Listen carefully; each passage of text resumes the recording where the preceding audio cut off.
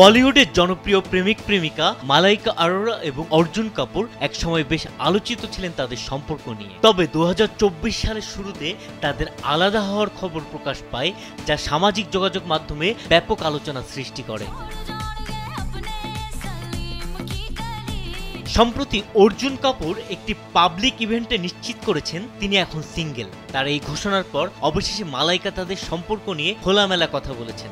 তিনি তার জীবনের কিছু দিক ব্যক্তিগত রাখতে চান এবং সে কারণে অর্জুনের দেওয়া বিবৃতি তার একান্ত ব্যক্তিগত সিদ্ধান্ত বলে জানান মালাইকা।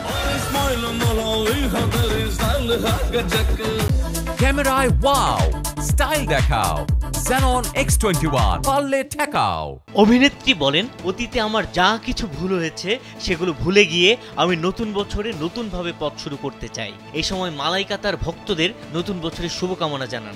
এর আগে ইনস্টাগ্রামে পাপারাজ্জি শেয়ার করা এক ভিডিওতে অর্জুন কাপুর প্রথমবারের মতো মুম্বাইয়ের একটি দীপাবলি ইভেন্টে তাদের ব্রেকআপ নিয়ে কথা বলে। তার এই বার্তার পর মালাইকা ইনস্টাগ্রামে একটি মজার পোস্ট শেয়ার করেন। পোস্টে তিনি 3টি অপশন দেন: রিলেশনশিপ, সিঙ্গেল এবং হে হে। হাস্যরসাত্মকভাবে তিনি তৃতীয় অপশনটি বেছে নিয়ে তার ভক্তদের মধ্যে হাস্যরস সৃষ্টি করেন।